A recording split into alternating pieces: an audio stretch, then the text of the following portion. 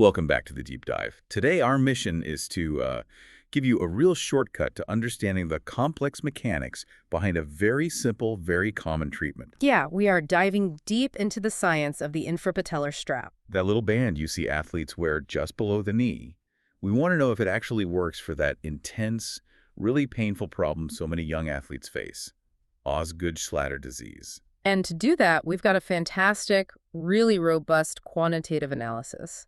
Our core source for this deep dive is an article called Quantitative Analysis of Quadriceps Forces in Adolescent Females During Running with Infrapatellar Straps. Okay. It's by Zhang and several colleagues, Weiyan, Xingyue, Wang, Jiao, and Fang. It was published just this year, 2024, in the Journal of Sports Science and Medicine. That title definitely promises some specific answers, but before we get into it, let's make sure we're all on the same page.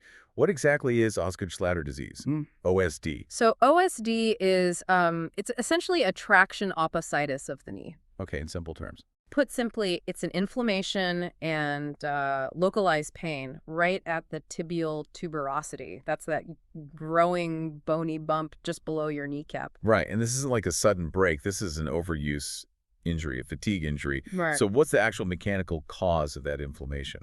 It's basically a continuous tug of war. The root cause is this high, repetitive, and sustained traction that's exerted by your powerful quadriceps muscle. Pulling right on that growth plate. Exactly, right on that vulnerable spot via the patellar tendon. And if you look at who gets it, it's almost always during growth spurts.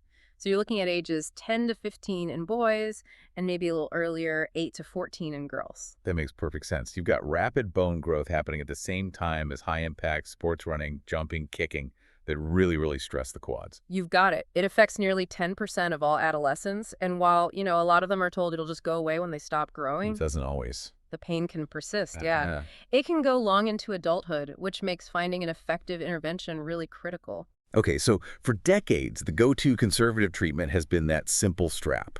But here's the huge research gap that this new study is tackling. Despite all those years of recommendations, we never really had a clear quantitative understanding of whether that strap actually reduces the internal muscle forces causing the injury. But not just that. Historically, almost all the biomechanics research on OSD focused almost exclusively on adolescent males. Right.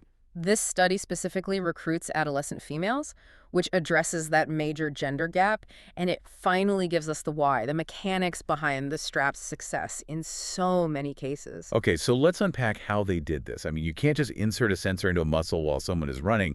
How do you measure those invisible internal forces? That's the million-dollar question, isn't it? So what they did was recruit 16 healthy, very active adolescent females. They were, on average, just over 12 and a half years old. And what did they have them do? The protocol was pretty straightforward. They had them run at their own natural, self-selected speed, and they did it under two conditions. One time with a standard commercial infrapatellar strap on, and one time without. Okay, so we have the external motion. How do they translate that into internal force? This is where it gets really cool. They used a high-tech multimodal setup, so they're collecting 3 different streams of data all at the same time. Okay. You've got kinematic data from motion capture cameras that tracks the 3D movement of the joints. You have force plates measuring ground reaction forces, so how hard the foot is hitting the ground. And the third stream. And finally, surface electromyography, EMG, to record the electrical activity of 5 key knee muscles, including, all 4 heads of the quadriceps. Wow, that is a ton of physical data. But how does that get turned into a force number? This is where the simulation comes in. They used a software called OpenSim 4.4, which is a really well-accepted musculoskeletal modeling tool. And they run something called an inverse dynamics analysis. Think of it like a massive reverse engineering project. The software takes all that external data, the movement, the ground forces, and calculates the precise internal muscle forces needed to create that exact movement. That sounds incredibly rigorous. Yep. But, the question that always comes up with the simulation is, how do you know it's accurate? How do they validate this model? An essential step. And they did it using the EMG data. So the OpenSim model estimates when and how intensely a muscle should be firing, right? They then compared that estimate against the actual electrical signal they measured from the muscle during the run. And did it line up? It did. They found a strong, statistically significant correlation, so that confirmed that their simulation was, in fact, accurately reflecting what was happening inside the leg. That's powerful. Okay, so we have this sophisticated, validated tool. Now let's talk about what they were measuring. For OSD, there are really two different types of force that are a problem, right? Correct. They analyzed two key metrics. The first one is peak force. The maximum spike. Exactly. The biggest single moment of force from the quadriceps during a running stride. This relates to that violent momentary traction that can cause that initial microtrauma. And this second metric gets at the more chronic nature of the pain. That's what they call accumulated force.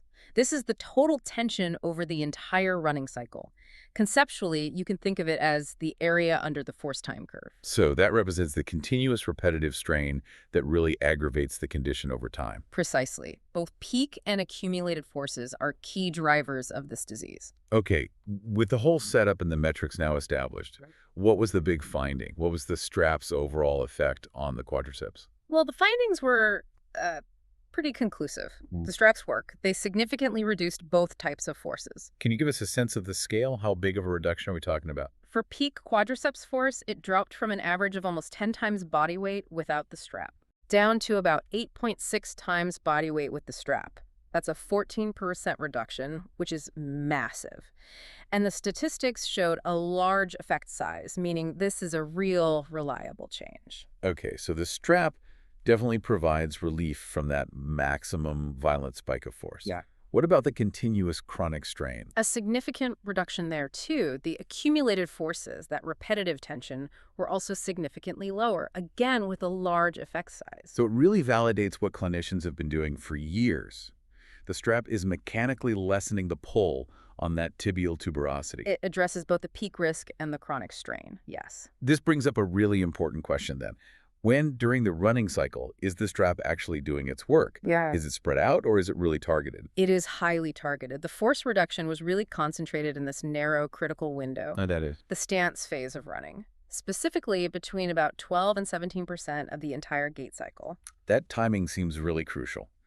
Why is that specific moment so important for someone with OSD? Because that is the period of high eccentric contraction. Okay, break that down for us. So when your foot hits the ground, your knee bends a little bit to absorb the impact. To control that, your quadriceps are actually lengthening while under tension. They're acting like brakes. Got it. And that eccentric action generates the highest tensile forces in the entire quad tendon complex. It's the moment of maximum pull on that vulnerable tibial tuberosity. The study shows the strap works precisely when the injury mechanism is most active. That is just... it's such a clear confirmation. But the quadriceps isn't one muscle, it's a group of four. Did the strap affect all four of them equally? And this, I think, is the most clinically vital finding of the whole paper. They broke down the results for the three vastus muscles. Lateralis, medialis, and intermedius. Right. And then separately for the rectus femoris. Let's start with the vastus group. That's the bulk of the quad, right? It is. And the straps had a dramatic positive effect there. All three of those vastus muscles showed significantly lower peak forces and significantly lower accumulated forces when the strap was worn. So the strap is incredibly effective at reducing the load from the vastus muscles. No question. So what was the mechanism for that? This is where we get a bit deeper into the biomechanics. Well, the reduction wasn't because of changes to passive structures like the fascia or tendon. It was primarily due to a decrease in active fiber forces. Let's pause on that term, active fiber forces. For you listening, what does that distinction actually mean? Is the strap affecting the muscle itself or just the stuff around it? That's the core finding. So active forces are the power generated by the muscle fibers actually contracting. It's the intentional effort. Passive forces are just the tension from stretching the connective tissue. I see. And they found the straps specifically reduce this active muscular effort.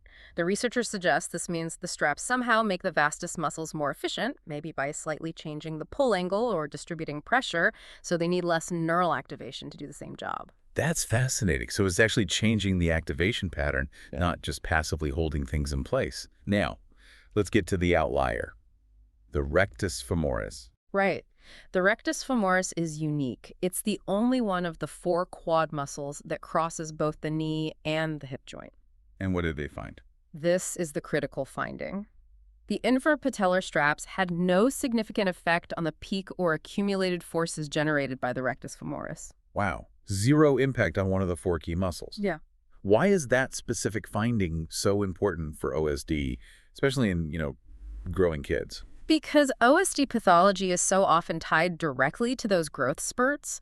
When the femur lengthens really rapidly, the rectus femoris muscle tendon unit, well, because it spans two large joints, it often doesn't stretch at the same rate. So it gets tight. It creates a relative tightness, and that tightness generates its own often pathological tensile force on the tibial tuberosity, completely independent of the forces from the vastus muscles. So if an athlete's knee pain is being driven primarily by a tight, overstressed rectus femoris from their growth spurt, the strap just isn't addressing the root of the problem. Precisely. And this lines up perfectly with older clinical studies that always found this subset of OSD patients, maybe 20% or so, who got little or no relief from the straps. The non-responders. This research strongly suggests those non-responders likely had a pathology where the rectus femoris was the main culprit, and the strap just can't mechanically solve that specific problem. This completely changes the simple recommendation of just wear the strap. It turns it into a much more nuanced decision, one based on a real biomechanical assessment. Absolutely. The mechanism is clear now. The straps are highly effective if you're managing OSD that's driven by excessive vastus muscle forces, but they offer very little help for a rectus femoris-induced problem. So if I'm a clinician or a coach listening to this, what's a simple step I can take to figure out if the rectus femoris is the likely driver? You'd want to assess its flexibility and length. A very common clinical test is the modified Thomas test. It evaluates hip flexor and quad length. And if that test shows significant tightness, you know that while the strap might help the vastus muscles a bit, it's not enough. You have to prioritize specific stretching protocols for that rectus femoris. That provides such a clear link between a research paper and a real-world actionable decision. Did they find any negative side effects? Like, does it mess with stability? A great question. They did look at the antagonist muscles, the hamstrings. They found a minor reduction in the accumulated force of the biceps femoris, but, and this is key, it didn't change the peak force or the overall agonist-antagonist balance. So it doesn't destabilize the knee. Exactly, which is really important for peace of mind when you're prescribing this. Okay, so to sum it all up, Yeah. infrapatellar straps are not just some generic anti-pain tool. They are a very specific biomechanical intervention. Right, highly effective at cutting down vastus muscle forces during that high-load, eccentric phase of running. But we now know the Achilles heel of the strap. Its minimal impact on the rectus femoris. And this study just clarifies that understanding this specific muscle pathology, is it the vastus muscles or a tight rectus femoris? That's the crucial first step in deciding if a simple treatment like this strap will actually work for that young athlete. Even simple treatments need a precise rationale. Exactly. It forces us to ask a deeper question. Are we just treating the symptom, the pain, or are we addressing the specific underlying mechanical fault in that individual's anatomy? That's the real lesson here. If you want to really get into the weeds with the full statistical analysis, the biomechanical calculations, and see the graphs mapping the force reductions, we can't recommend enough that you read the full research article. It's by Zhang and their colleagues in the Journal of Sports Science and Medicine. It really is the definitive look at the mechanics of this. Thank you so much for joining us for this deep dive into some really fascinating literature. Be sure to follow the channel and turn on your notifications so you never miss another analysis like this.